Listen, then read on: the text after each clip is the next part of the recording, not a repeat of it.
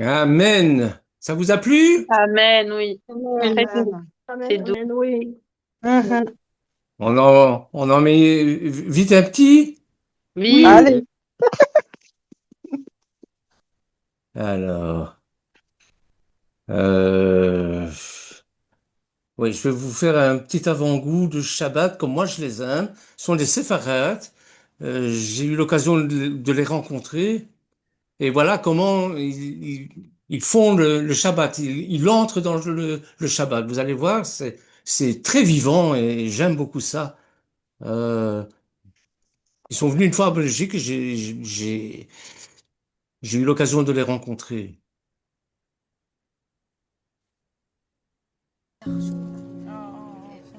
أنا نسمع نازحة من معسكر جباليا.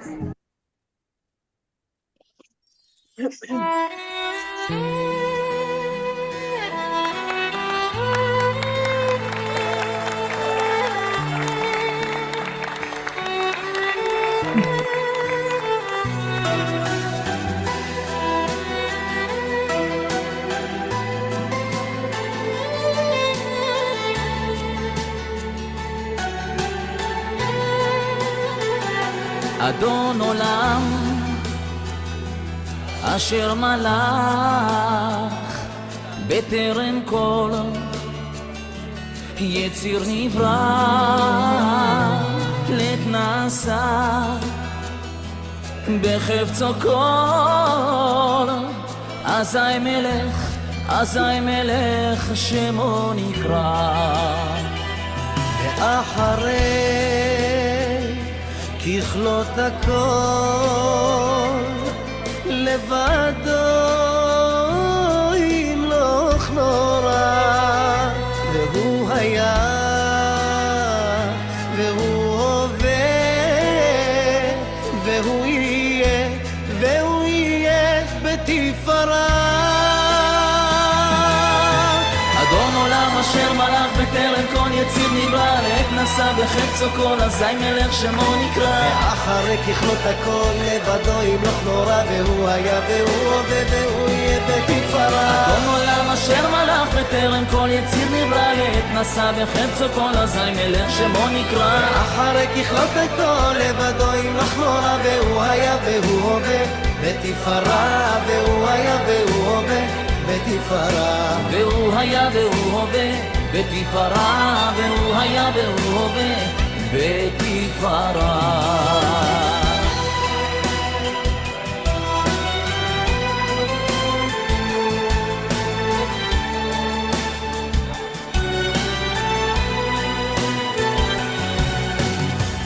אלוקים נתן לך במתנה דבר גדול, דבר נפלא אלוקים נתן לך במתנה את החיים על פני האדמה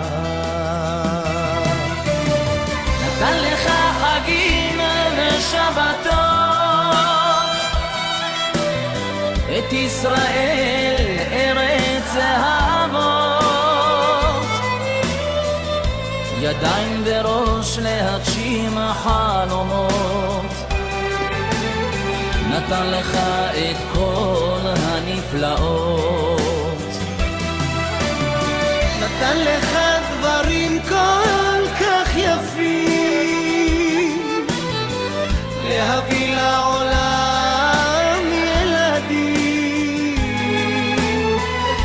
להאזין לשירים לראות צבעים אומר רבו מעשך אלוקים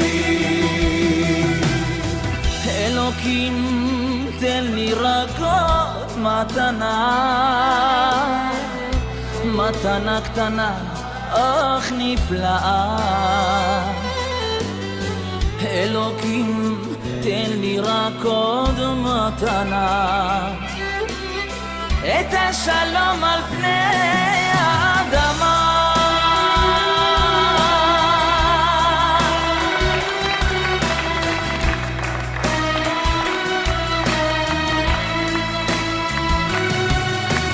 ברכנו השם אלוקינו בכל מעשה ידינו ברכנו השם אלוקינו וברך את שנתנו ותן תעלומתם על פני האדמה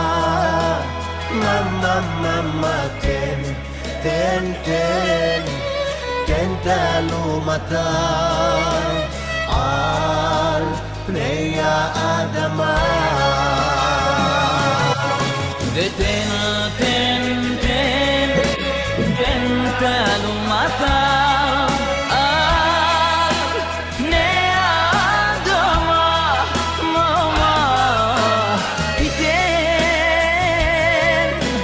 תן תעלומתם על פני האדמה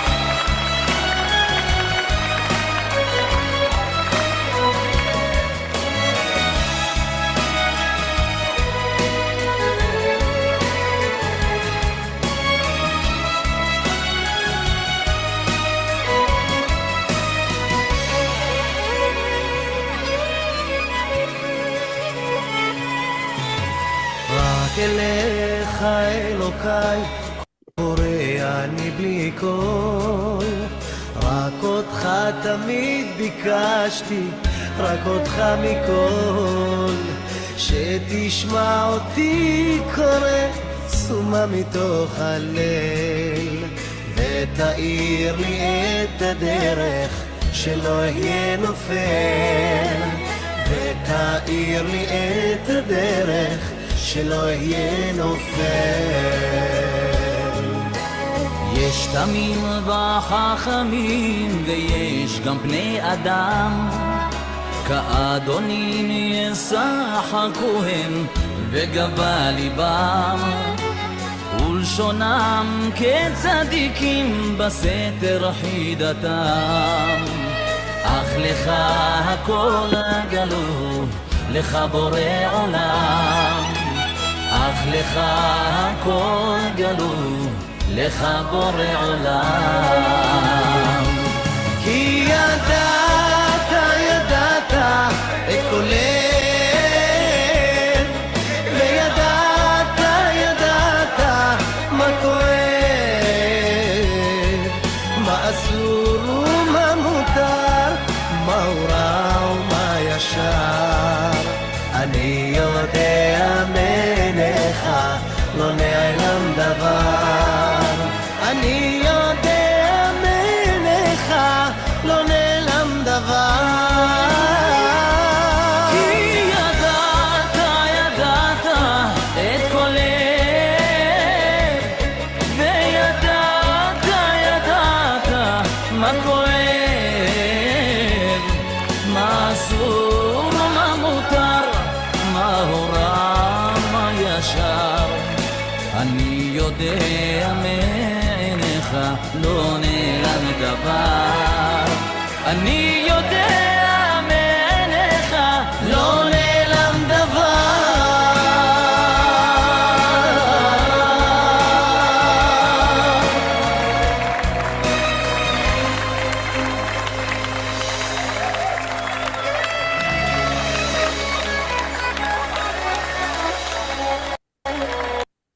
Voilà, est-ce que vous m'entendez bien? Waouh, magnifique. Oui, j'entends bien. Eh bien, écoutez, Katia, Nadia et tous les autres, David, Eric, si vous venez faire Shabbat lors d'une fête de l'Éternel ou l'autre, eh bien, ce sera peut-être pas aussi bien, mais on va se rapprocher de ce que vous avez vu ici. Est-ce que ça vous convient? Est-ce que Oui, mais il manque les femmes quand même. C'était où? Donc, Amen. voilà. Moi, Alors aujourd'hui, de quoi on va parler? Je les ai pas vus. On va parler de l'autorité rabbinique contre la Torah. On sort des fêtes de Hanouka et j'espère que vous avez passé de très belles fêtes, en tout cas, que vous êtes contents de vos fêtes, Bah, nous, on n'a allumage pas de eu les bougies, beignets, hein. On attend toujours les beignets. que vous mais à n'avez part pas, oui, ça, justement, que vous à part n'avez pas ça, tout va trop bien. exagéré avec les beignets, hein. Et donc, voilà, on sort des fêtes de Hanouka et je sais pas si vous avez vu, mais partout, dans toutes les villes, partout, il y a des illuminations incroyables. Eh bien, ces illuminations-là, au point de départ, ça vient de Hanouka. Vous allez me dire, oui, mais non, on prépare Noël, là. Oui, peut-être. Mais les lumières dans les villes, les lumières aux fenêtres, les lumières sur les sapins de Noël, etc., tout ça vient de Hanouka. Alors, je me suis posé une question. Je me suis dit, d'où vient cette influence-là? Eh bien, nous savons que Hanouka est une fête rabbinique.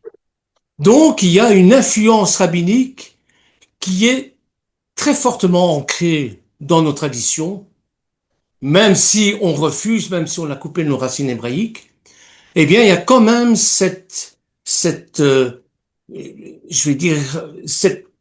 on perpétue cette influence rabbinique.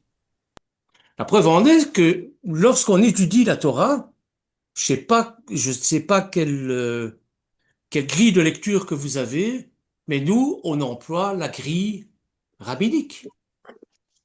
c'est-à-dire avec les parachiotes, les haftarot, le découpage de la Bible, eh bien, ce sont les rabbins qui les ont découpés. C'est pas nous. Au niveau des haftarot, donc l'équivalent chez les prophètes, c'est exactement pareil. Au point même qu'à certaines fêtes comme Hanouka et d'autres, eh bien, les rabbins imposent leur lecture, leur découpage. Pour Hanouka, par exemple, normalement, c'était Miketz. Eh bien, dans certaines communautés, les rabbins ont imposé une autre lecture que Miketz. Et au niveau de l'Haftara, c'est pareil. Une lecture que je ne dis pas convient aussi bien à la fête de Hanouka. C'était la lecture de Zacharie, je pense, pour l'Haftarot, lorsqu'on parle du chandelier. Vous voyez? Donc, vous voyez l'influence rabbinique est partout présente. Dans nos études aussi. Vous savez, on n'a pas peur de le dire, hein. Devant les rabbins, les chrétiens bavent. C'est nous qui devrions montrer l'exemple, c'est nous qui devrions susciter leur jalousie. Ah oui, c'est vrai. Or, ce qui se passe, Amen. on bave devant leurs renseignements, devant leurs commentaires.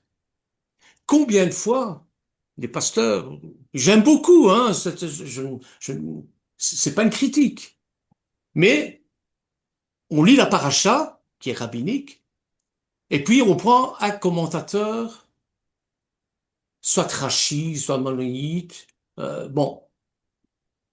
Vous voyez? Donc, on a une forte influence des rabbins. Mais, et c'est un peu la discussion que j'ai eue avec David, une discussion très, très instructive. Oui, c'est une fête rabbinique, mais est-ce que pour autant, est-ce qu'on a le droit de changer la paracha ou l'haftara, hein? Parce que bon, c'est quand même la parole de Dieu et c'est lui qui doit déterminer et pas l'homme. Et c'est un Amen. petit peu ce dont je vais vous parler aujourd'hui, c'est-à-dire cette autorité rabbinique qui parfois est contre la Torah. Et Yeshua lui-même va faire les remarques, hein.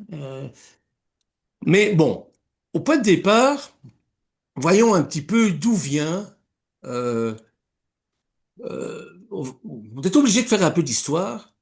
Michel en a déjà dit pas mal de mots là-dessus concernant les rabbins, d'où ils viennent, les rabbins qui sont issus des pharisiens, évidemment. Les pharisiens, les sadducéens, les esséniens, les publicains.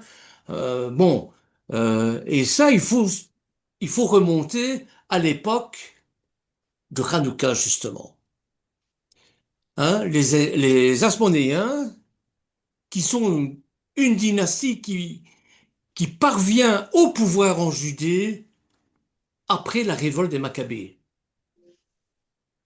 Et Mattathias, le grand prêtre de la lignée sacerdotale de Jehoiarib, et à laquelle se joignent les Assidéens. Et dans la tradition littéraire chrétienne, toute cette dynastie est appelée et dénommée la dynastie des Maccabées. Mattathias meurt, donc il y a trois personnages principaux qu'il faut retenir dans Hanouka. C'est bien sûr Mattathias, le grand prêtre, c'est Judas Maccabée, bien sûr, et Antiochus. Vous voyez? Alors Mattathias meurt un an après le déclenchement de la révolte, et Judas Maccabée, qui est son fils, qui est l'aîné aussi, va lui succéder. Il va y avoir plusieurs batailles, pardon. Il faut vous dire que Hanouka, ça ne s'est pas fait sur 8 jours, mais sur des mois et des années. Ça, on ne le dit pratiquement jamais.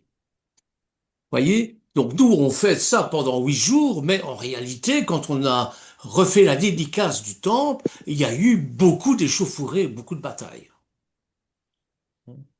Donc il parvient à s'emparer de Jérusalem, va rétablir le culte juif au temple, et le premier à régner avec le titre de grand prêtre est son successeur Jonathan. Je vous ai fait la liste des successeurs, je trouve ça pas très important. Si j'avais un organigramme, peut-être qu'on pourrait situer les choses. Mais ce qu'il faut retenir de cette petite histoire, c'est qu'on est dans la dynastie des Asmonéens. Asmonéen, c'est Hérode le Grand. Hérode le Grand qui, par son statut, va construire avec l'argent de Rome le deuxième temple. Voyez? Alors, les Sadducéens et les Pharisiens.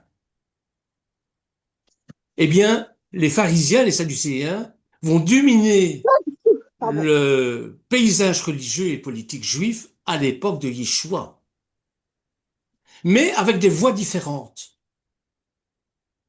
par des chemins différents.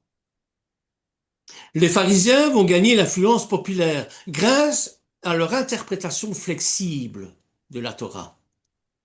Et surtout, on en a parlé plus d'une fois, leur tradition orale.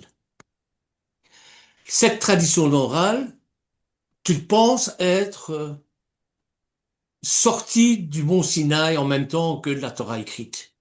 Souvenez-vous de ce qu'on a dit précédemment. Et ils vont préparer le terrain pour le judaïsme rabbinique actuel après la destruction du temple. Et leur domination va s'effondrer avec la destruction de Jérusalem en 70, marquant ainsi la fin des Sadducéens. Mais la prédominance des enseignements pharisiens va continuer, et les rabbins d'aujourd'hui, eh bien, continuent les enseignements des pharisiens, hein, qui sont appelés d'ailleurs les sages d'Israël. Vous voyez? On va faire un petit peu d'étymologie, si vous me permettez. Hein, j'espère que Sylvia n'est pas trop là pour ne pas qu'elle croie que je dis des gros mots. Sylvia, si je dis des gros mots, mais tu engueules Michel. Hein, moi, j'y suis pour rien. C'est lui le pasteur, c'est lui qui doit endosser toutes les responsabilités. Bon, blague à part, le terme sadducéen, on le trouve bien sûr dans la Vulgate par Saddukai, hein, et c'est emprunté au grec, forcément, par Saddukaio. Et Saddukaio, lui-même issu de l'hébreu talmudique Saddukim. C'est une thèse. C'est à vérifier. Et c'est l'histoire qui va nous dire si on a raison ou pas. Et la thèse largement répandue, parce qu'il y a plusieurs thèses, est que ce substantif se rattache au nom Tsadok, qui était un grand-père de l'époque de David et de Salomon, si vous connaissez un peu l'histoire d'Israël, hein, avec Absalom, etc. Bon, lorsque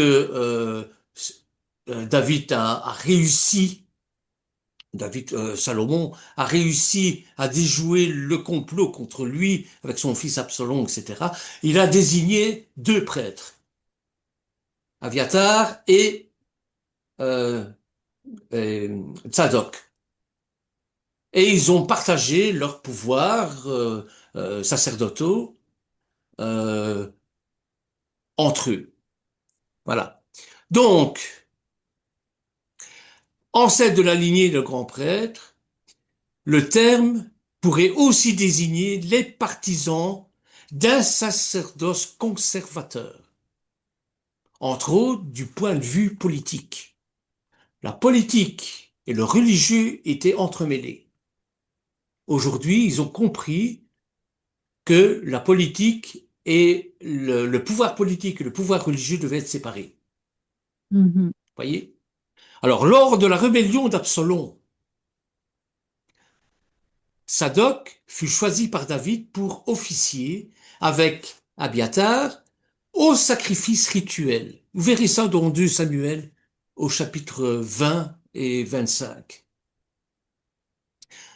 Devant l'arche de l'Alliance, encore sous la tente à ce moment-là.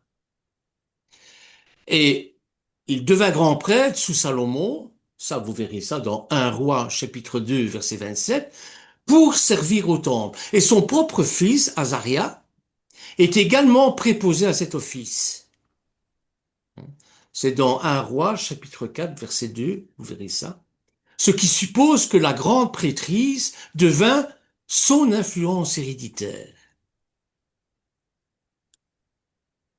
Alors les Sadducéens, ce sont les élites du temple.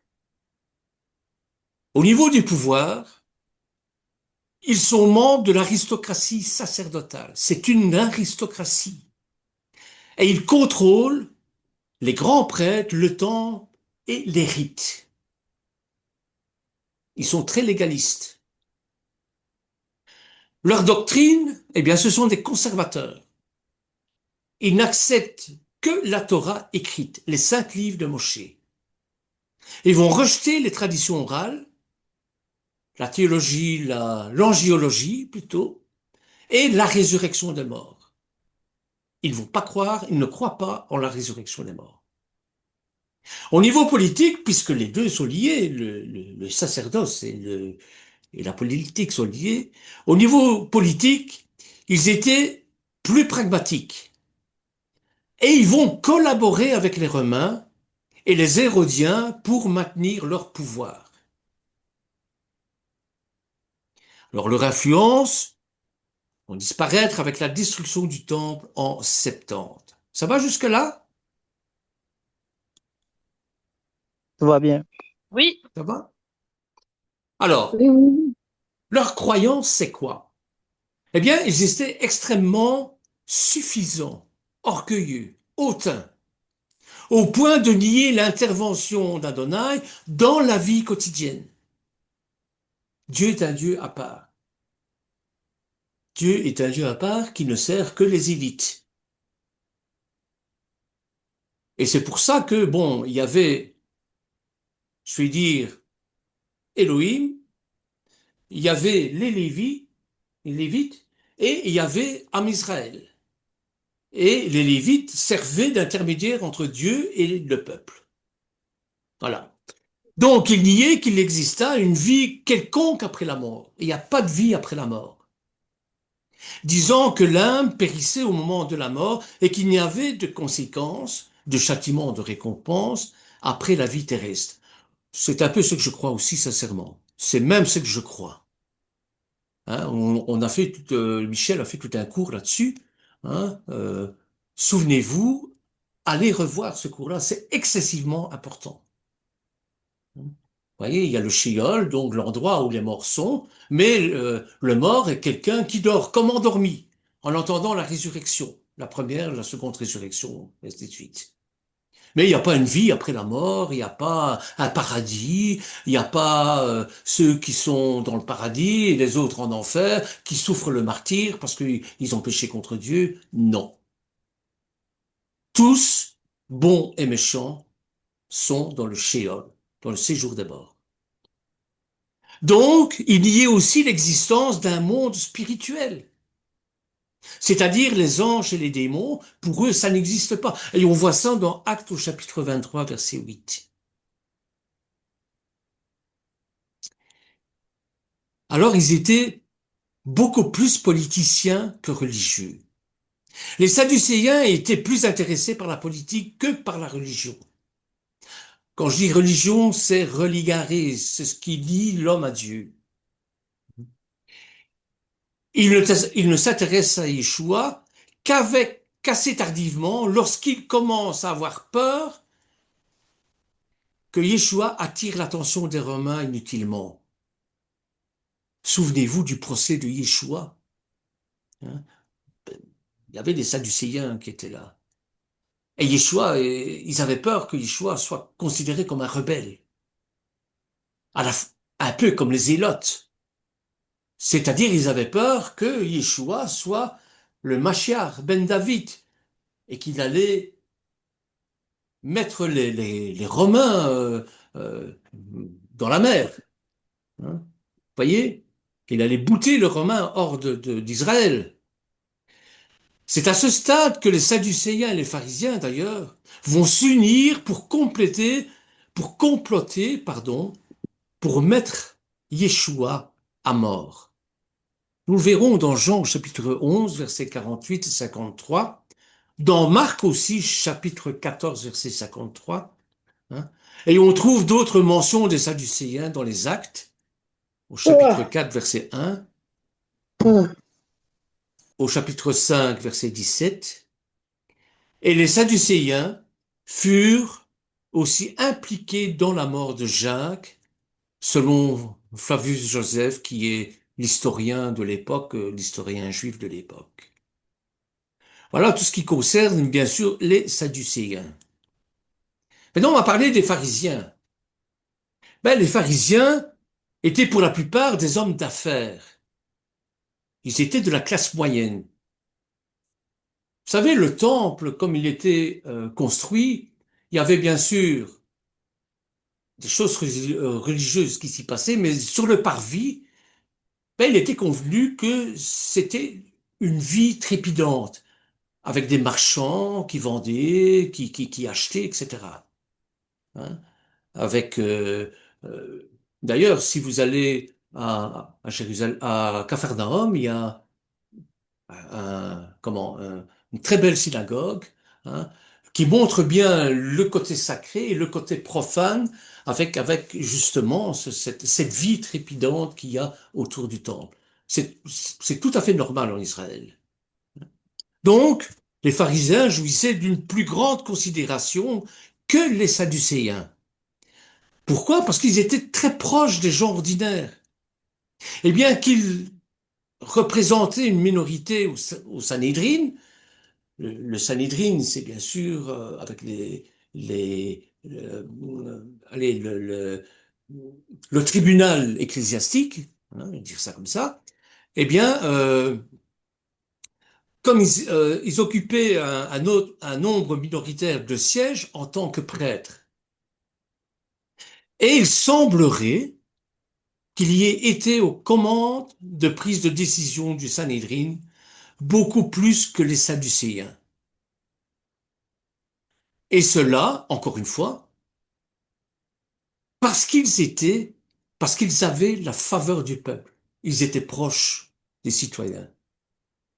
Vous savez, comment être proche des citoyens?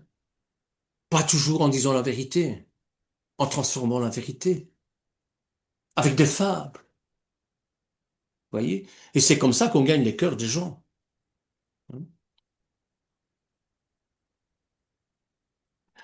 L'étymologie, Pérouchim, hein, donc Pérouchim, c'est le nom pour pharisien, est utilisé par la littérature rabbinique pour désigner les pharisiens, bien que cet usage soit aussi très débattu.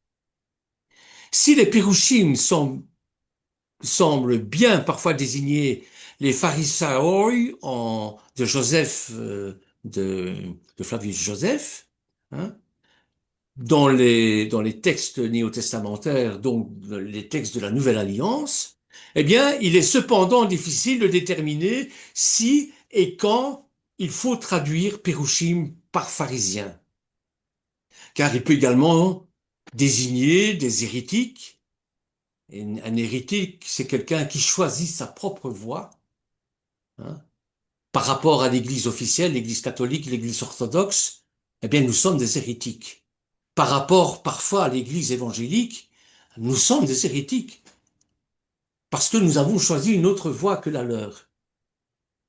Surtout avec Noël qui arrive, etc. Hein, vous voyez? Donc, ou encore, ça pourrait séparer ceux qui se sont séparés. Ça pourrait désigner, pardon, ceux qui se sont séparés. Ou si on veut, des séparatistes. Se référant alors à des juifs sectaires s'étant coupés de courants majoritaires du judaïsme par l'excès de leur piété et de leur ascétisme. Et à quoi on voit ça? Ils aiment bien se montrer. Ils aiment bien prier en société. Ils font de très belles prières. Hein.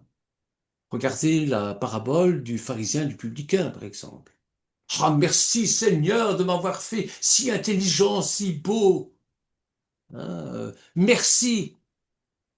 Et j'ai entendu une, un rabbin expliquer, mais tout compte fait, c'est vrai ce qu'il disait là. Nous sommes les plus beaux, les plus forts, parce que Dieu préfère euh, les élites que les autres.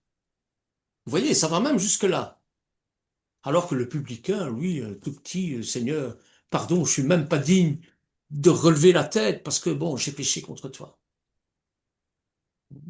Donc, dans le Talmud, les descendants rabbiniques des pharisiens, s'il s'agit bien d'eux, bien sûr, n'utilisent pas l'appellation de Flavius Joseph et se désignent comme les sages d'Israël.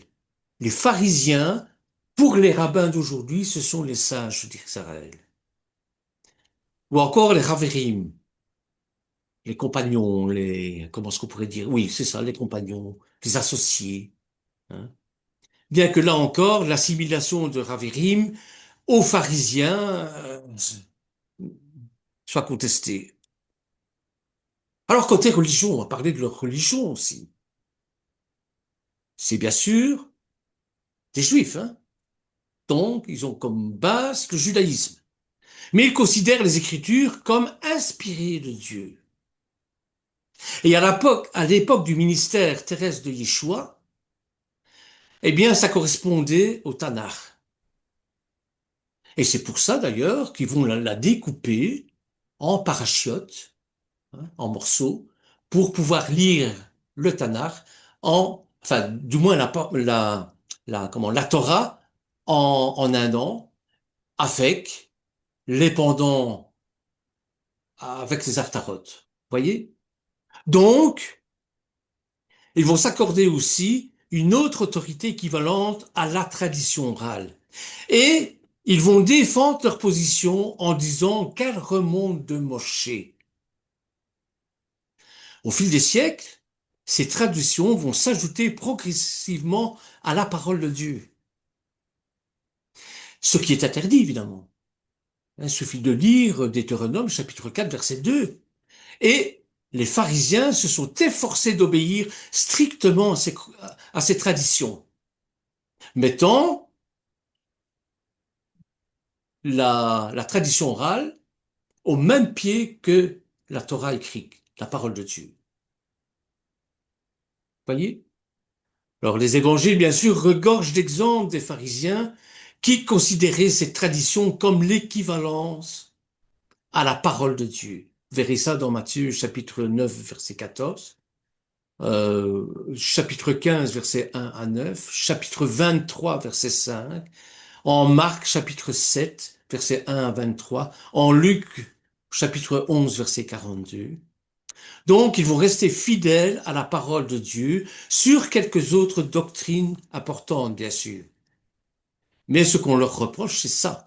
C'est mettre la parole orale, les traditions, sur le même pied d'égalité que la parole de Dieu qui a été écrite, souvenez-vous, d'abord par son doigt, et puis, bon, elle a été retransmise parce qu'il n'y avait pas de photocopie sur des parchemins, et ainsi de suite, et ainsi de suite.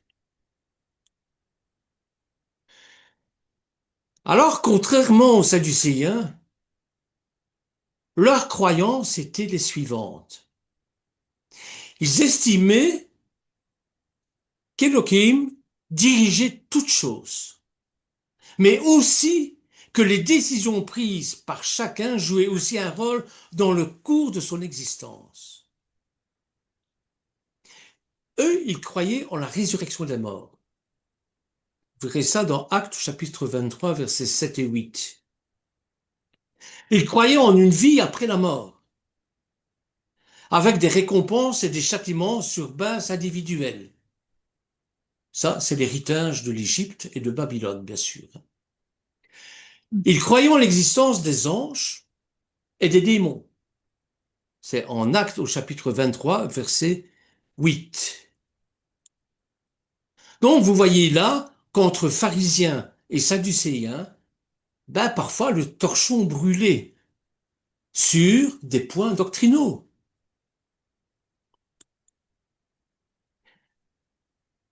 Voyons un petit peu l'opposition et les points communs.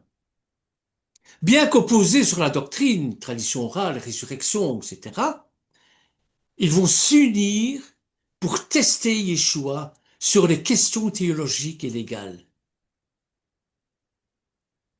La Brit Hadasha en regorge. Les Sadducéens craignaient l'influence populaire des pharisiens, et tous ceux, et tous les deux s'opposaient à l'enseignement de Yeshua, qui contestait leur autorité. Bien que les pharisiens fussent le parti rival des Sadducéens, ça leur a permis de s'arranger pour mettre de côté leurs différends à une occasion très particulière, le procès de Yeshua. Et c'est à ce moment-là que les Sadducéens et les pharisiens vont s'unir pour mettre Yeshua à mort. En Belgique, on connaît très bien ça. Les Flamands, les Wallons se tapent sur le nez tout le temps. Faites une annonce de guerre et vous ne verrez jamais un peuple aussi uni que les Belges. Faites quelque chose qui risque de nuire à la nation belge, et là, il n'y a plus d'Allemands, il n'y a plus de Flamands, il n'y a plus de Wallons. On est un peuple. Une fois que la paix est revenue, on se retape dessus. Eh ben, c'est un peu pareil avec les, les Sadducéens et les pharisiens. Alors, les pharisiens et les Sadducéens, est-ce qu'ils font partie d'un parti religieux ou politique? Ben, si l'on peut parler avec une assez grande certitude, des Esséniens comme d'un mouvement religieux, les groupes des pharisiens et des Sadducéens, eux, tenaient à la fois du mouvement religieux, de l'école philosophique et du parti politique. Dans les trois que je vous ai cités, Sadducéens, pharisiens, Esséniens, les plus religieux, c'étaient les Esséniens. Au point même qu'ils supportent, enfin, certains groupes d'Esséniens ne supportant plus la vie et l'autorité des pharisiens et des Sadducéens, se sont retranchés dans le désert et vivent en communauté. Voyez? Alors l'emploi du terme secte pour ces groupes est assez conventionnel, pardon. Et les termes héréseis de Flavius Joseph, qu'on a traduit par hérétique évidemment, appliquent à leur égard, ainsi qu'aux Esséniens peut être traduit par des hérésies, des sectes, des mouvements, des écoles, des partis. Et la capacité des pharisiens et des sadducéens à former entre eux des coalitions est confirmée aussi bien par Flavius Joseph que par l'histoire évangélique même. Si vous lisez la Brit Hadasha, eh bien, vous allez constater.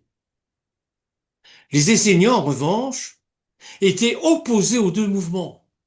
Et l'image du pharisien qui se dessine à partir de l'ensemble des sources dont nous disposons est celle d'un parti organisé.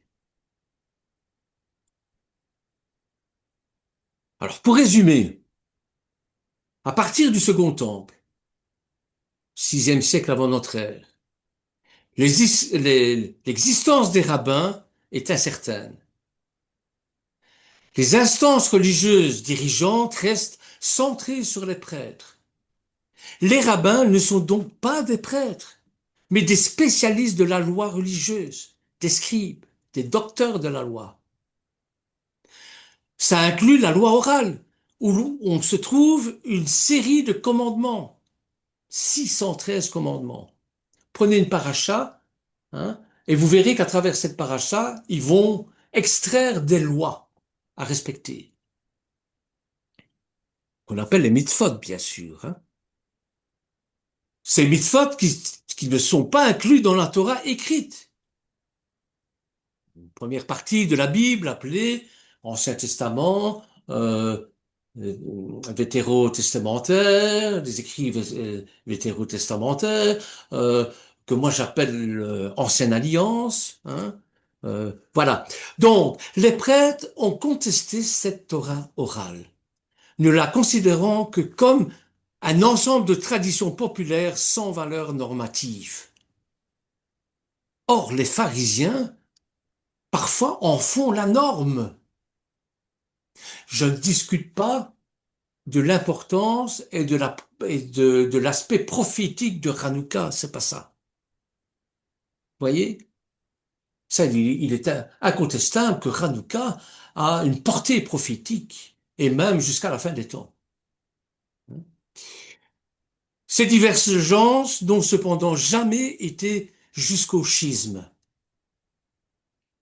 Et sous la dynastie des Asmonéens, donc après Hanouka, ces divergences ont pris une forme politico-religieuse. Et les prêtres et leurs partisans ont formé des partis des Sadducéens, tandis que les rabbins et leurs partisans ont formé divers groupes, dont le principal, mais non le seul, ils sont appelés les pharisiens. Et suite à ça, ce sont les rabbins. En septembre de l'ère chrétienne, les Romains détruisent le temple de Jérusalem, éliminant de fait les prêtres et les Sadducéens.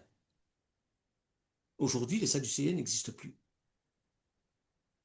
Les rabbins pharisiens sont restés seuls en liste. Et leur vision du judaïsme est devenue la norme. C'est pour ça que je vous disais que lorsqu'on entend un Dinovich ou qu'on entend un Tatoui ou qu'on entend, que j'aime beaucoup, hein, je les respecte beaucoup, eh bien, nous, les chrétiens, nous avons la bave qui coule des lèvres. Voyez? Donc, certains courants du judaïsme ont cependant continué à rejeter la Torah orale comme étant une innovation. Et pour eux, seule la Torah écrite, c'est-à-dire grossièrement l'Ancien Testament, euh, les écrits vétérotestamentaires ou bien l'Ancienne Alliance, hein, surtout le Pentateuque, les 5 premiers livres, c'est-à-dire la Torah même, a une valeur normative. C'est la parole de Dieu. Ces courants vont ressurgir au 8e siècle au sein d'un judaïsme, le judaïsme karaïte. Vous voyez? Qui va connaître un succès spectaculaire avant de subir aussi un long déclin jusqu'à nos jours. Il en existe encore des karaïtes. Hein? À Rosh Hodesh, par exemple, eh bien, ce sont les karaïtes qui déterminent si le mois commence ou pas. Parce que ils observent à l'œil s'ils voient les croissants de lune ou pas. Les rabbins, eux, bon, ben, ils utilisent l'informatique. C'est pour ça qu'il y a quelques décalages parfois, d'un jour ou deux.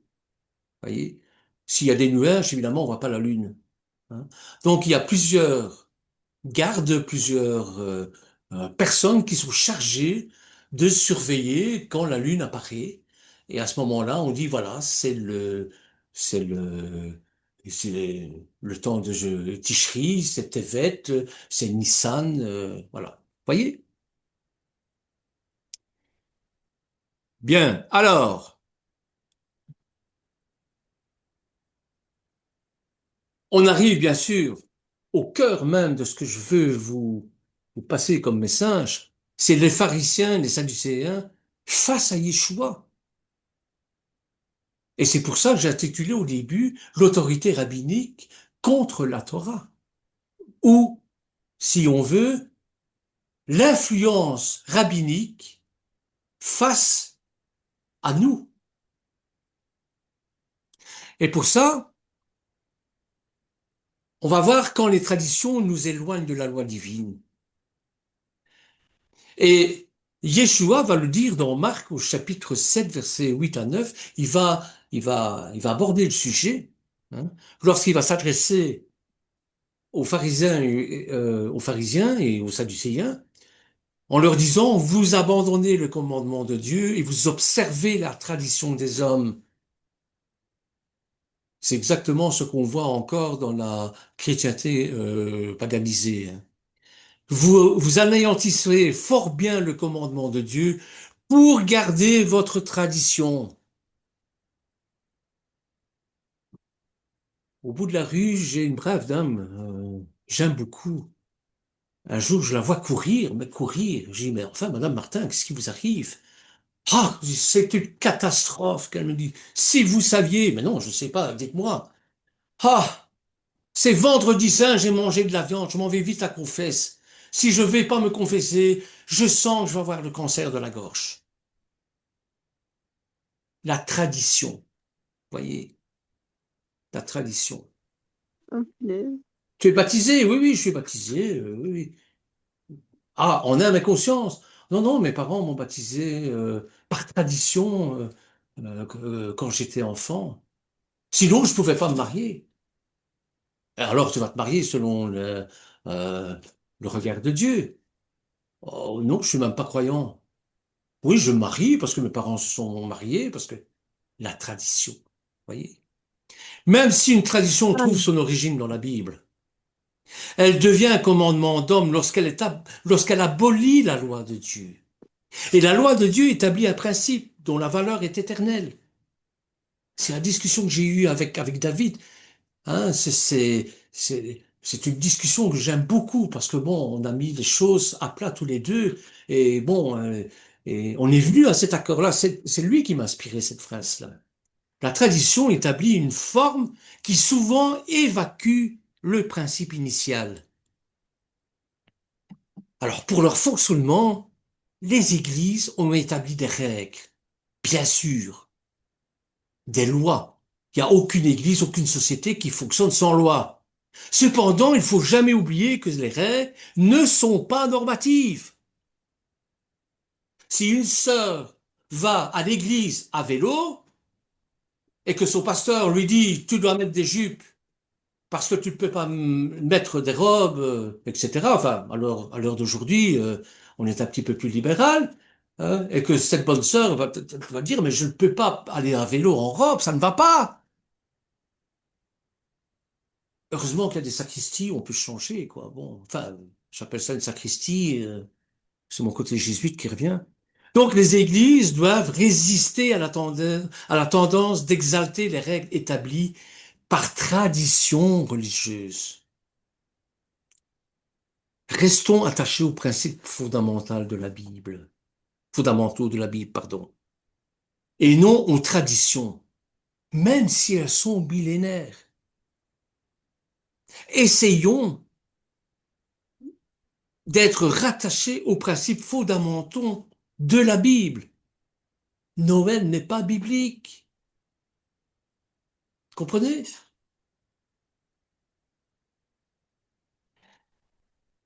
Alors les Sadducéens et les pharisiens face à Yeshua.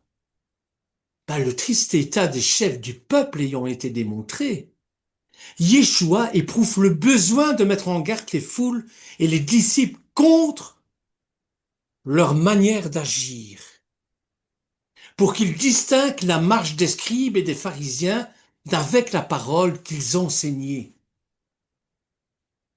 Le respect extérieur pour la parole divine faisait prendre en considération leur marche. C'est bien ce qui devait toujours avoir lieu. Mais il y a une contradiction absolue entre la conduite et la loi qu'il plaçait devant le peuple.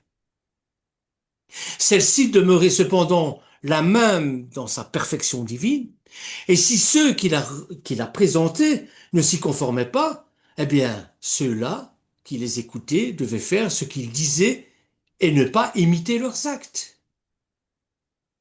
C'est un fameux contraste, hein.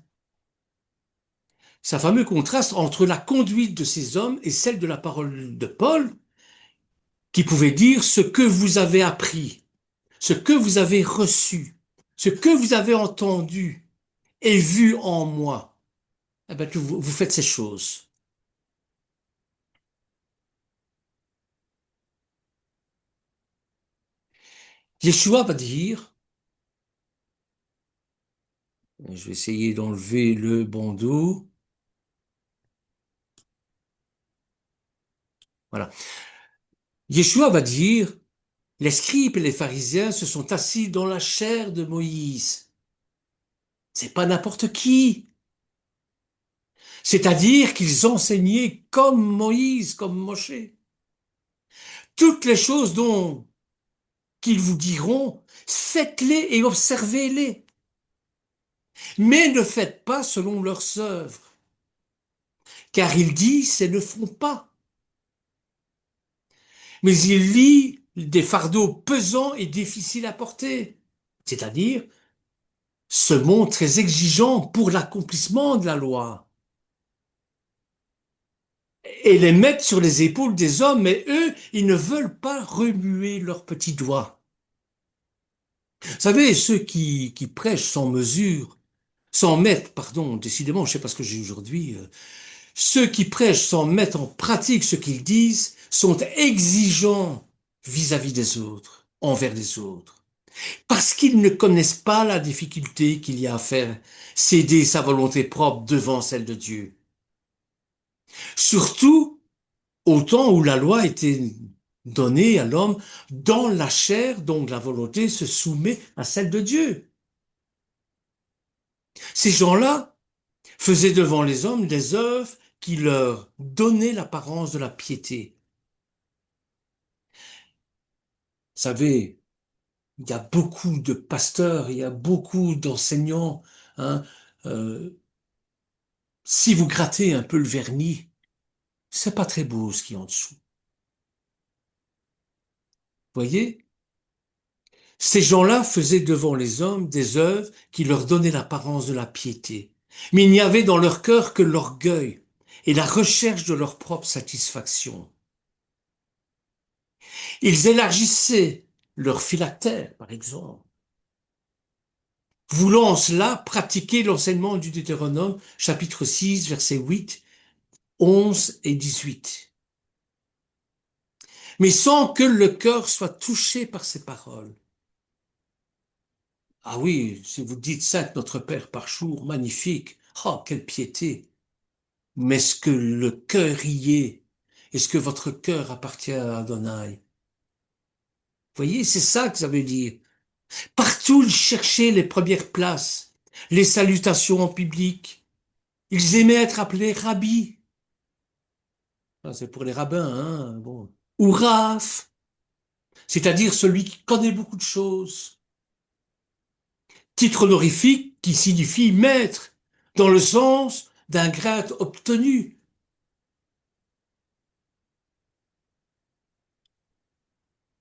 Tandis que Yeshua, lui, dit ceci. Mais vous, ne soyez pas appelés rabbi, car un seul est votre conducteur. Devant tous ces intelligents-là, tous ces savants, il y a quelqu'un qui est encore plus intelligent. Le Mashiach. Et vous, vous êtes tous frères. Et n'appelez personne sur la terre votre Père, car un seul est votre Père, celui qui est dans les cieux. Ne soyez pas non plus appelés conducteurs, car un seul est votre conducteur, le Mashiach. Alors, toutes ces exhortations mettent en garde contre l'esprit clérical, contre l'esprit de religiosité. Le caractère dominant du clergé est de se placer entre Dieu et les âmes et de rechercher l'honneur qui revient à Dieu, à lui seul et à personne d'autre. Cela conduit à l'hypocrisie, car pour s'attirer la faveur des hommes, il faut chercher à paraître ce que l'on n'est pas, le vernis dont je vous parlais, et que Dieu nous regarde d'un tel esprit. Alors, frères et sœurs, je terminerai par ceci. Restons attachés aux principes fondamentaux de la Bible et non aux traditions des hommes. Amen. Que le Seigneur vous bénisse. Amen. Amen. Merci Michel. Merci beaucoup Maureen. Je crois que c'est Bernard, hein? C'est pas Michel qui parlait, je crois Euh, que c'est Bernard. Ah, c'est mon tour de me tromper. L'autre fois, c'est... Ouais, pardon. Merci. Fatiguée aussi. Bravo, Bernard. Super. Bien. Bel enseignement. Merci beaucoup. C'était très drôle le passage de ta voisine, Madame Martin, mais vous courez où comme ça? La tradition. Catane a une question, là. Oui, j'allais le lire. Oui, il y a quelqu'un d'autre aussi. Il me semble qu'il y avait quelqu'un d'autre. Donc oui, si tu sais si tu connais la réponse, quelle différence il y a entre les Esséniens et les Karaïtes? Parce que donc voilà, les deux ne reconnaissent que la Torah, hein, comme voilà, comme valeur, comme base, comme inspiration de Dieu. Quelle différence il y avait entre ces deux sectes, selon la définition? Disons que les Karaïtes, ce sont des Juifs qui reconnaissent, comme on l'a dit, uniquement la Torah écrite. Les Esséniens aussi, à part que les Esséniens vivent en communauté. Ah, ouais. Et Et alors, est-ce que ça justifie qu'ils aient des noms différents? Est-ce qu'il n'y a pas d'autres différences? dans leur étymologie, oui, bien sûr. Mais ça, si vous voulez, on va faire un cours sur les différentes sortes. Ici, on a vu les Sadducéens, les pharisiens. Mais on peut faire Parce que, plus tard les publicains, les Esséniens, les Karaïtes, bien parce que sûr. en fait, finalement, les Esséniens, ils ont survécu finalement, hein, quand tu disais ils ont disparu. Non, en fait, les Esséniens, ils existent toujours. Par contre, les Karaïtes, oui. Attends, les Karaïtes, je crois qu'il y en a encore, hein, de nos Il y jours. en a encore, oui, oui, oui, oui. Ouais. Oui. Il y en a Mais encore. c'est pas la même époque, hein. C'est pas la même époque. Les Esséniens, c'est du temps de Yeshua. Ils vivent en Ok. communauté, une vie Ça. très austère. Les Oui, oui, oui. Karaïtes, c'est un mouvement récent. Récent, d'accord. Donc en Ceux qui ont fait, l'un disparu, ceux qui ont est héritier de disparu, l'autre, en fait, alors. ceux qui ont disparu, c'est les Sadducéens. Parce que les Karaïtes, en fait, on croit que les Karaïtes sont descendants des Sadducéens, mais Non. c'est pas Non. vrai parce que les Karaïtes croient à la résurrection des morts. Les Esséniens étaient beaucoup plus sectaires, ils Ouais, étaient ouais. concentrés sur la pureté et tout. D'ailleurs, certains, et c'est faux, disent que Jésus vient du mouvement essénien parce qu'il y Ouais, a ouais, beaucoup de ouais, choses qui ouais. se J'ai ressemblent. entendu ça. Ouais, ouais, Voilà. moi aussi. Mais c'est vraiment pas la même époque. Les Karaïtes existent encore, il y en a en Israël. Ils Ouais. prient un peu comme les musulmans, mais c'est parce qu'ils ne mettent pas de chaises dans leur synagogue et tout, mais c'est vraiment pas la même tendance. D'accord, d'accord. Ça va, on a répondu à ta question?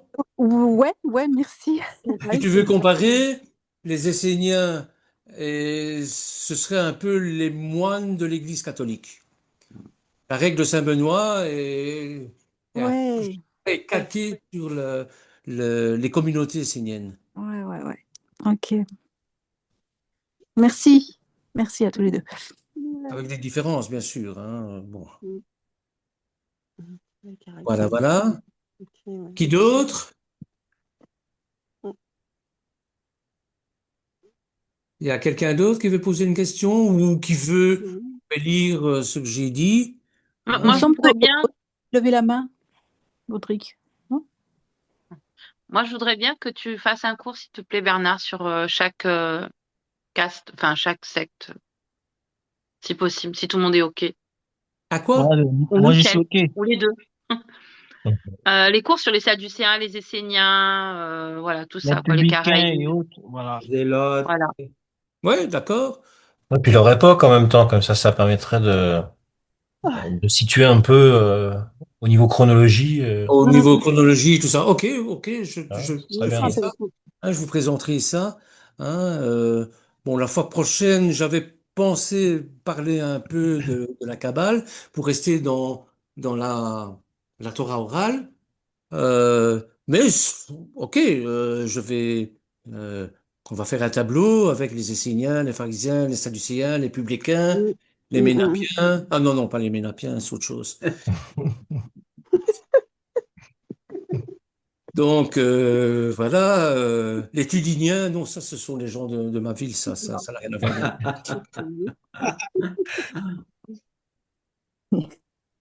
On va peut-être tous devenir tidiniens. Ah, Venez, votez pour moi, vous voterez pour vous. C'est ce qu'ils nous disent tous, hein. Bah oui, bah oui. Il y a deux sortes de menteurs, il y a les dentistes et les politiciens. Mhm. Hmm. Et dites-moi, Madame Martin va bien? Oui, Madame Martin va très bien, hein. Oui, oui, oui. Oh, elle se prépare pour Noël, hein. Elle habite à Martinville maintenant. Elle, Elle prépare euh, sa petite dinde.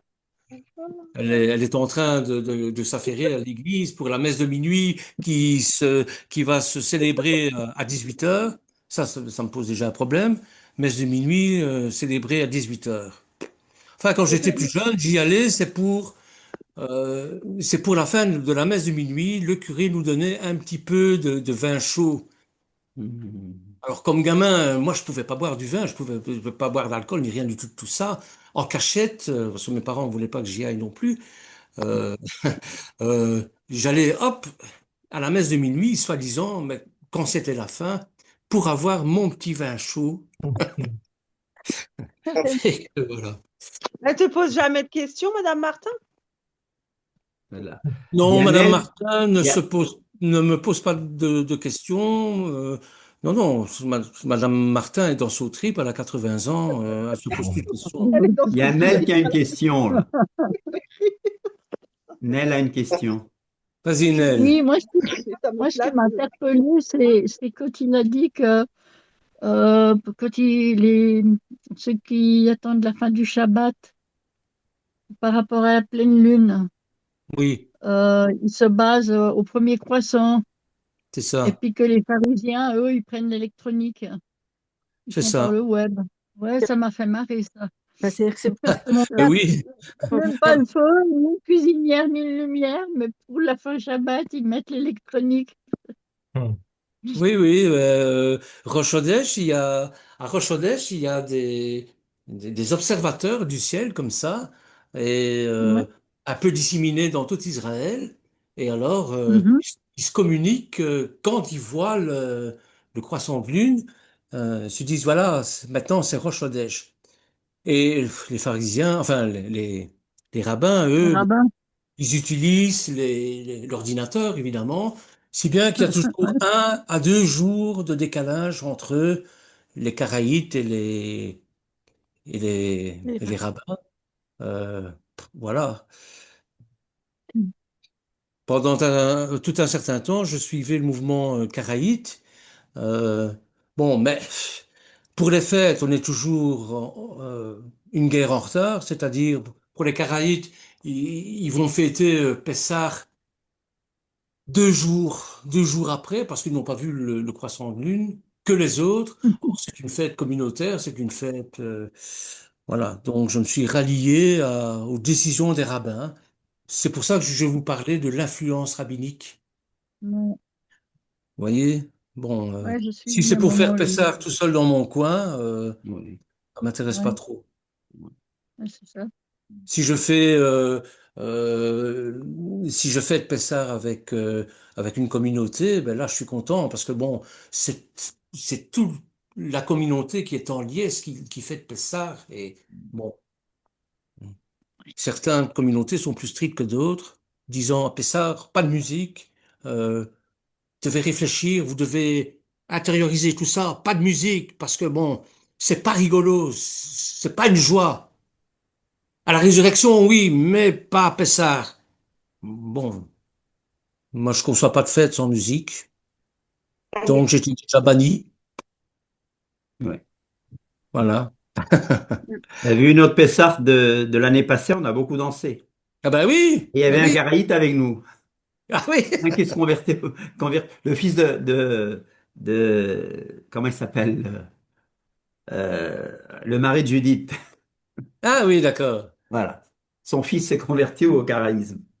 Donc, mes frères et sœurs, vous êtes invités cette année à Pessah chez nous. On va faire Alléluia. une fête, mais alors là, une fête, vous allez vous en souvenir, hein. Ne vous inquiétez pas, il n'y a pas d'alcool, mais on va fêter ça. Et Amen. non, non, Alléluia. je suis en train, avec Michel, j'ai quelques idées, je vais lui soumettre. Hein. Ouais. Nadia, tu pourras venir. Catane, tu pourras venir. Tout le Katia monde, hein? aussi. Ah, j'aimerais bien ça David, être tu là, peux moi. venir. J'attendais mon nom. Merci Pascal, Bernard. mais venez tous. Venez tous. Il manque juste les billets d'avion.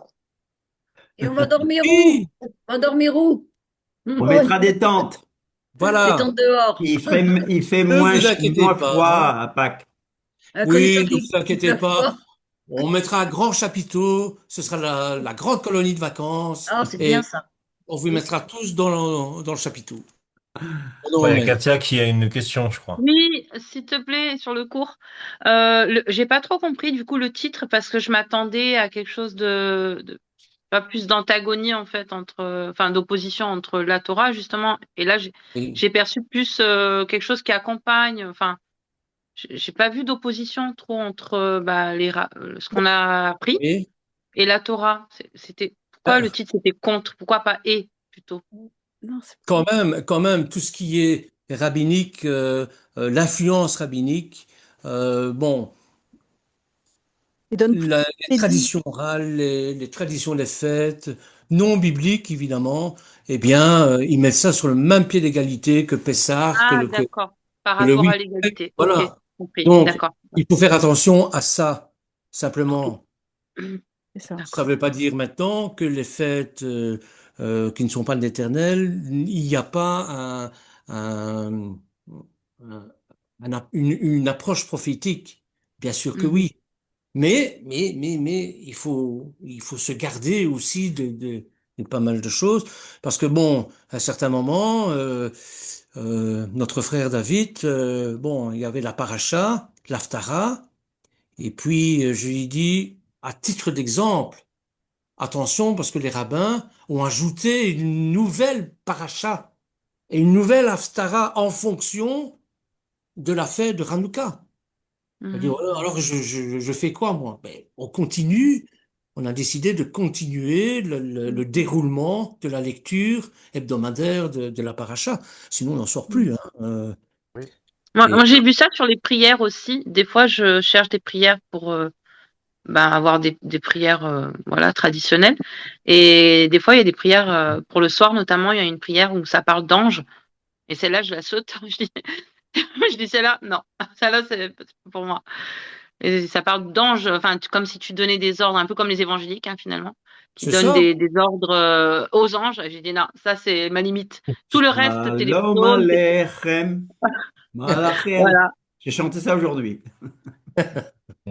Hein. Il y a des rabbins qui n'aiment pas cette chanson. Non, et pourtant, Parce que ça salue les anges. voilà, voilà. Mais bon, Bon, maintenant, faut-il prier les anges ou pas? non, C'est encore un autre enseignement, ça. voilà. Voilà. Mais bon, Adam Bekora, c'est un chant, c'est une louange kabbalistique. De quoi encore tu dis? Anna Bekora. Non. Anna Bekora. Ah, d'accord. Bon. Par ta force, ta On le main chante, droite, hein. etc., etc., etc. On le chante hein, tout le temps. Voyez? Ah oui, c'est un très beau chant, hein, très puissant. Mais bon, de nouveau, attention, Oui, attention, oui. attention. Euh, voilà, il y a toute une série de choses. Vous allez voir dans la paracha, dans les Haftarot, c'est pareil. Lorsqu'on va approcher de certaines fêtes, ils vont changer carrément les parachutes et les Haftarot. Ce sera plus les Ketuvim qui sont des écrits inspirés de l'Esprit Saint, mais qui sont pas la parole de Dieu, comme pour Purim, comme pour Hanouka, et ainsi de suite. Voilà, ce que je voulais dire simplement par le message que je voulais faire passer, c'est que on est encore sous l'influence des rabbins, quoi qu'on en dise, même si c'est Noël pour les chrétiens, hein, on est contre évidemment, mais ne fût-ce que les lumières dans le sapin, avant c'était des bougies, maintenant ce sont des lampes électriques, ne fût-ce que dans les villes avec leur lumière, ça vient d'où? Ben ça vient de Hanouka. Donc attention aux influences rabbiniques, et quand vous entendez des commentaires rabbiniques sur la Torah, ah, parfois vous avez des perles, hein, Comment est-ce qu'ils ont pu avoir ça? Bon, ils ont l'Esprit Saint, etc. Mais attention, ce sont des commentaires d'hommes. Je sais pas si j'ai répondu à ta question, Katia, si c'est un peu plus clair. Oui, beaucoup plus clair, merci. En fait, il faut examiner toute chose et Voilà. retenir ce qui est bon. Et nous ne sommes pas des opposants systématiques à ce que les rabbins Non. disent, mais nous recevons ce qui est bon, ce qui n'est pas bon, on le rejette parce que, je dis bien, ce peuple, le peuple choisi, est un peuple saint qui a reçu Amen. une certaine sagesse. La Et lumière du celui monde, Abraham. dit le Seigneur. Donc, et c'est ce que nous prenons, cette sagesse-là, même si sur le plan individuel, ils ne sont pas tous sauvés, et qui n'ont pas l'Esprit de Dieu et qui ne sont pas sauvés. Donc, ça reste un peuple saint qui a une très grande sagesse. Il y a des choses qu'on peut sentir, et il n'y a que le juif qui va t'expliquer vraiment, qui va te montrer d'où ça vient. Ça a été mon expérience personnelle. Il y a des choses que je chantais, mais je ne pouvais pas les situer dans la Bible. Je sens, et avec le contact des Juifs, notamment à l'école biblique, tiens, c'est là, voilà. Des passages que j'ai lus plusieurs fois. Voilà ce que la Bible dit. En fait. Voilà. Voilà. Et il y a David, excuse-moi David, hein. David a Non, mais levé y a la pas de main souci. devant moi. Non, la seule chose que je voulais dire, c'est que par rapport à certains changements qui peuvent avoir lieu lors de la paracha, lors de certains rendez-vous solennels qui sont programmés par l'Éternel, comme à Pessah par exemple, où on a un Shabbat Agadol, c'est-à-dire un Shabbat qui est plus grand, le Shabbat des Shabbats, il n'en reste pas moins que là, il y a des changements, oui, mais en réalité, ils sont en rapport avec la fête, parce que c'est un Shabbat précis. Or, la fête des Lumières, c'est une bénédiction, c'est sûr. Elle est en rapport avec Yeshua parce qu'il est la lumière du monde. Mais en attendant, ce n'est pas un commandement de Dieu. C'est une fête qui est fêtée pour le miracle de Dieu. Mais jamais Dieu n'a demandé à ce qu'on fête Hanouka. Mais Yeshua n'était pas contre. Il était dans le temple quand on fêtait la fête de la dédicace. Et comme la dernière fois, Michel a parlé justement que la fête de Hanouka est marquée dans la Bible. C'est marqué dans certains versets. J'ai plus les références en tête, mais lors d'une réunion, on les a établis. Et Jean 10, après, Jean 12, je crois. Jean 10, et 22. après, 19, il peut y pardon. avoir des dérives dans le rabbinisme, en fait, en quelque sorte. Je prendrai l'exemple du commandement rabbinique qui dit qu'il faut pas mélanger le lait et la viande. D'accord? Ça n'a jamais été biblique. Et on a une preuve biblique de ça. Et c'est pour ça que je veux faire comprendre qu'il y a des choses dans le côté talmudique qui sont fausses. Moi, j'ai baigné dans ce milieu-là. Mes parents étaient juifs traditionnels. On mélangeait pas le lait et la viande dans le même repas, mais on n'avait pas deux vaisselles différentes comme font les orthodoxes. Voilà, on mélange, c'est-à-dire on mettait pas du fromage à la fin d'un repas où on avait mangé du mouton ou de la viande rouge. Mais est-ce que ce verset biblique ne sort pas de son contexte quand il est dit il faut pas cuire le lait du chevreau dans celui de sa mère? C'est un mélange de générations en fait, globalement parlant. Mais ça n'a rien à voir avec le fait de mélanger le lait et la viande. La preuve, je prends comme exemple dans la parole Abraham qui reçoit les anges, d'accord? Oui. Et qu'est-ce qu'il leur prépare? De la viande et du lait. Avec la crème. Donc expliquez-moi comment les anges de l'Éternel et même Yeshua qui était présent, d'accord, peut manger de la viande avec du lait si Dieu est contre ça. Exactement. Hein. Ça ne va pas du tout avec. Donc, il faut faire attention dans du côté talmudique à ne pas trop engranger les dérives qui ont lieu dans le pharisianisme. Et c'est pour ça que Yeshua a été vraiment catégorique dans ce domaine. Il a dit, comme tout à l'heure notre frère Bernard l'a précisé, vous annulez le commandement de Dieu avec vos traditions. Vous voyez l'opposition à ce niveau-là? Des lois qui sont rajoutées, le Seigneur nous dit de ne rien rajouter, de ne rien retrancher. Ça veut dire ce que ça veut dire. Si tu rajoutes des commandements qui ne sont pas de Dieu, tu respectes pas l'Éternel. Donc là, à un moment donné, il y a condamnation. Et c'est ça qui fait aujourd'hui, que ça soit par les pharisiens ou que ça soit par Constantin, de nouvelles lois ont été créées par-dessus les commandements de Dieu et viennent les annuler. Parce qu'on ne peut rien rajouter à ce que Dieu. C'est déjà difficile de tout mettre en application. Alors si en plus on rajoute, bonjour le fardeau. Donc c'est pour ça, soyez prudents quand vous lisez les choses du Talmud, parce qu'il y a des choses bonnes. Michel l'a bien précisé, il faut en prendre et en laisser de ce qui sort du Talmud. Mais attention, si vous avez un doute, demandez à Michel. Moi, je peux aussi éventuellement répondre. Bernard peut répondre. selon la parole de Dieu, et même d'autres qui, s'ils ont la connaissance, je dirais merci Seigneur. Mais il n'en reste pas moins qu'il faut faire attention aux paroles qu'on prononce par rapport à ça, parce qu'on se rajoute un fardeau sur le dos. Et c'est ça que le Seigneur ne veut pas. Il y a suffisamment de choses difficiles à faire pour le Seigneur. Si en plus on se rajoute des choses en plus, c'est pas la peine. On n'y arrivera pas. Enfin voilà, c'est ce que je voulais dire. Merci David. Pas de souci.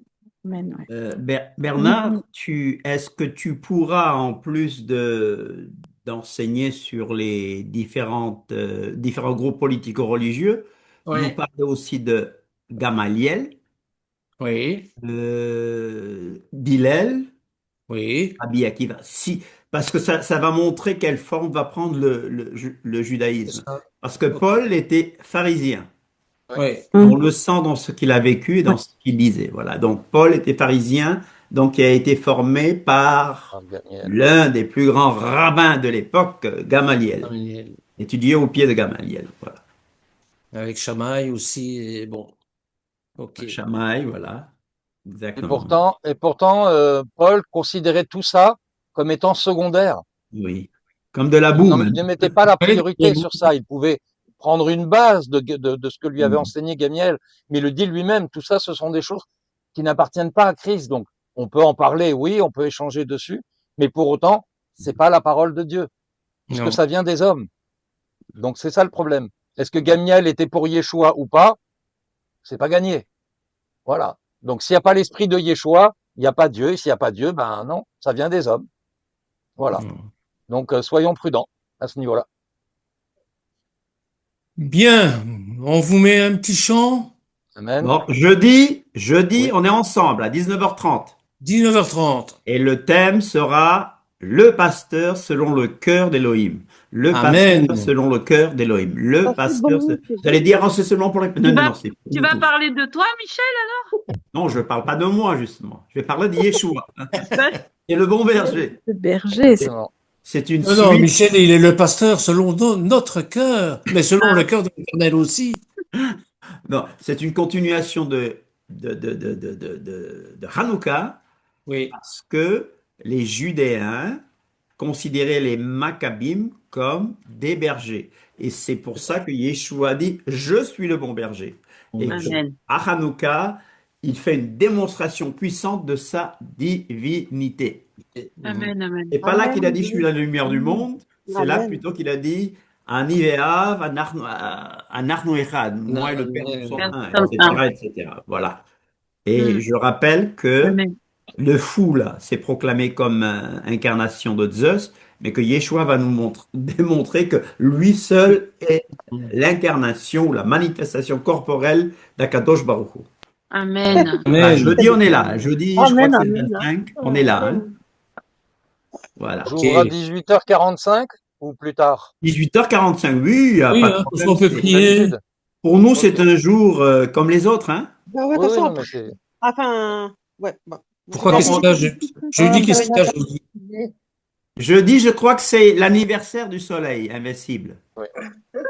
Ah Et non, le c'est dies l'anniversaire natalis de solis Petit Frère. Ah oui, ah oui, d'accord. Oh là là, j'étais à 100 milliers de lumière de penser à ça. Ah bon, oui. Pareil. C'est le dies natalis solis invicti. Non. Non, Oui. On va j'ai laisser pas- ça, pas- on va laisser ça aux païens. C'est l'anniversaire de Nimrod les mêmes mots. et l'anniversaire de Mitra. Oui, aussi. On Peut-être fait, de on Jules fait des César. Hein. révisions. Là, on fait des révisions avec tous les cours d'avant. Oui, voilà, Ah, c'est bien, Mitra. bien. Non, mais c'est- Mitra et qui? Mitra, Nimrod, c'est leur anniversaire. Voilà. Voilà, parce que juste pour rire, Du tamous aussi.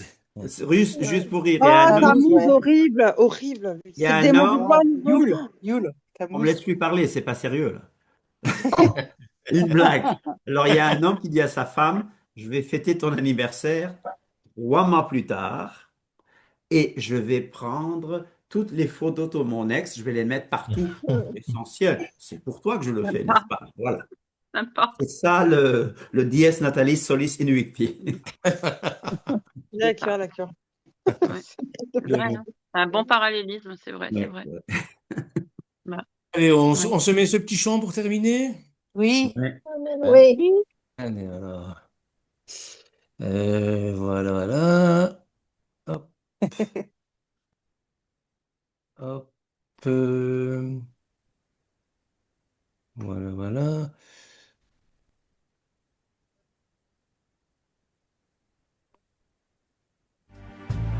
Ah, tu nous mets la chanson cabalistique.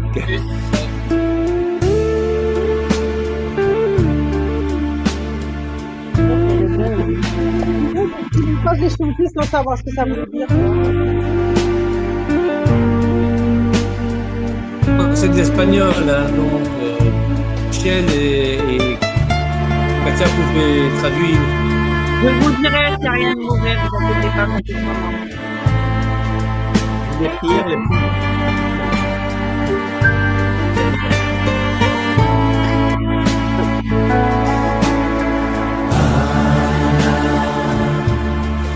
אנא בכור,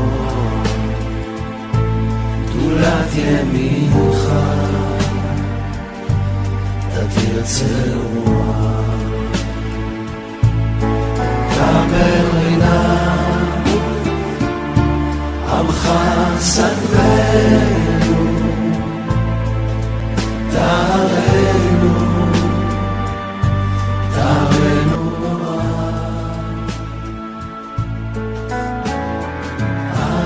בכוח גדולת ימינך, ותרצה רוח. קבל רינת עמך, סגבנו, תערנו רוח. לגיבור דורשי חוכמך, כבבא שומרם, רחם תערם, רחמי צדקתך.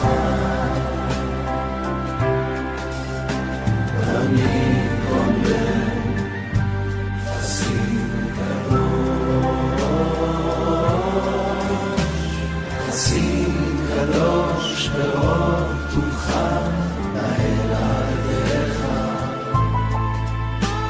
יחיד גאה למחפש, זוכה קדושתך, שרתנו קבל, ושמע צעקתנו,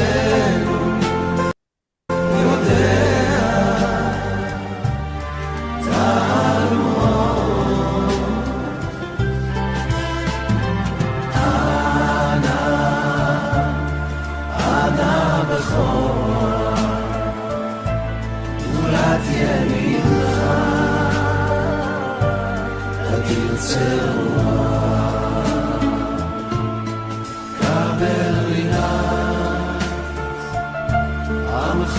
סגבנו,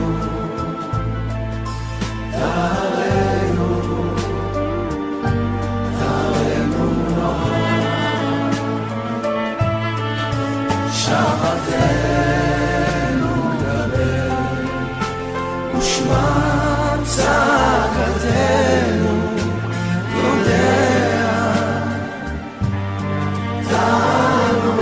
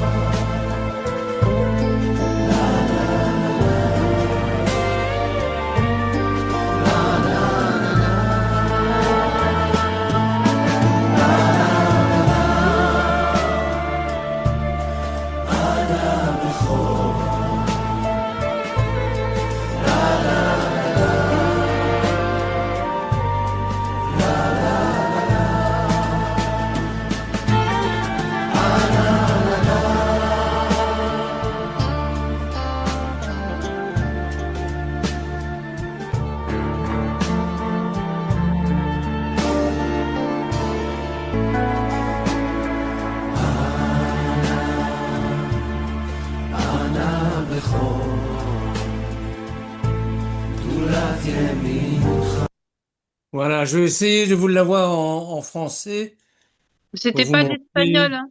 C'était de l'hébreu, Michel. Euh, Bernard. Il C'était y a pas que, d'espagnol. il y a que le, il y a que l'image qui est en espagnol. Le reste, c'est de l'hébreu. Exactement. C'est ça. Mais les paroles paraissent tout à fait correctes. Magnifique. Voilà. Magnifique. N'oubliez pas jeudi donc. Et samedi, on est je sais pas à... si je l'aurai, évidemment, en Samedi, on est français. à WAM. Excusez-moi, mais j'aurais juste rajouté, moi, c'est quand Français. même l'anniversaire de mon petit frère. Et je veux dire, on ne change pas les mentalités comme ça. Et c'est l'Esprit Saint qui convainc. Donc, j'en ai un Ouais. peu parlé à ma mère, mais je peux pas imposer et je ne peux pas les brutaliser non plus, quoi. Non, non, Vous non. voyez? Tu fais comme tu le sens. Il n'y a Ouais, aucun ouais. Voilà, problème. je vais Oui, Tu fais comme tu voilà, le voilà. sens. Non, mais je précise juste pour mon petit frère Tu parce fais que je me comme tu réjouis le quand sens. même qu'il soit là avec sa fille et tout. Donc, אנא בכוח גדולת ימינך, Mira, debía estar la coma תהיה reciente. צרורה. No, pa' un rollo.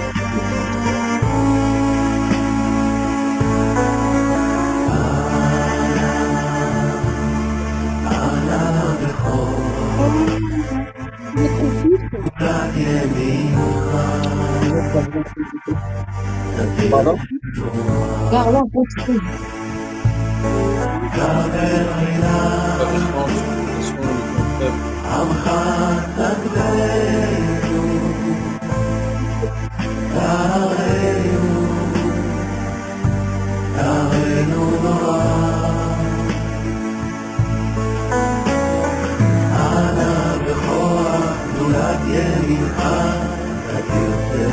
Oui, papa, si, si. Bonsoir. Quand tu finis ça là, malade.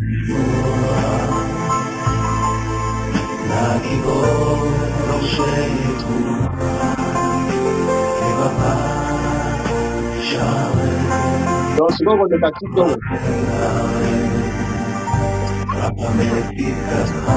Là, il va dire, là, on va battre, hein?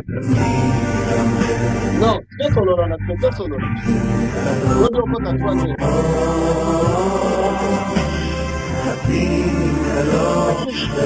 C'est clair. C'est clair.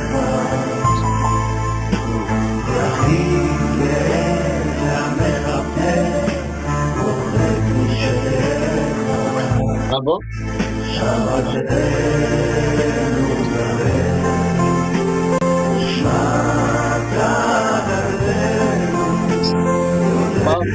Para samedi.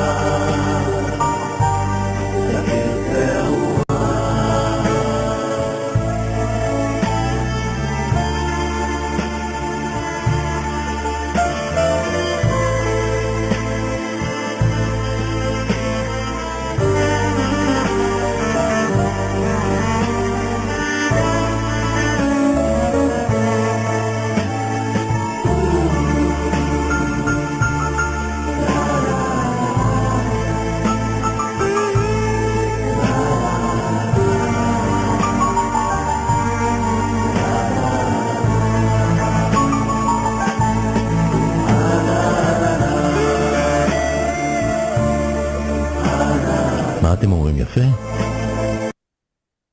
Voilà. Amen. Yaféfé. Voilà. Soyez bénis en tout cas. Leila Tov à tous. Laïla Tov, à jeudi et à Bonjour samedi. à tous. À Voilà. jeudi. Et on se revoit sans faute jeudi. Jeudi. Oui. Voilà.